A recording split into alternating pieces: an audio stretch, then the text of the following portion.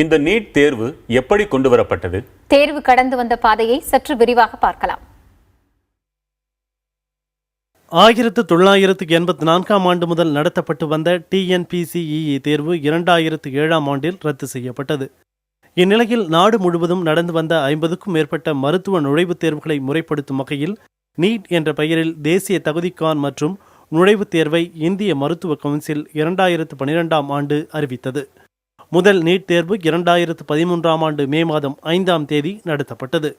2013ஆம் ஆண்டு ஜூலை மாதம் 18ஆம் தேதி நீட் தேர்வுக்கு எதிரான 115 மனுக்களில் தீர்ப்பளித்த உச்சநீதிமன்றம் நீட் தேர்வுக்கு தடை விதித்தது. 2016ஆம் ஆண்டு ஏப்ரல் 11ஆம் தேதி ஏற்கனவே நீட் தேர்வுக்கு விதிக்கப்பட்டிருந்த தடையை விலக்கியது உச்சநீதிமன்றம். இதனால் மே 1ஆம் தேதி நடத்தப்பட்ட AIPMT தேர்வு நீட் முதற்கட்ட தேர்வாக அறிவிக்கப்பட்டது.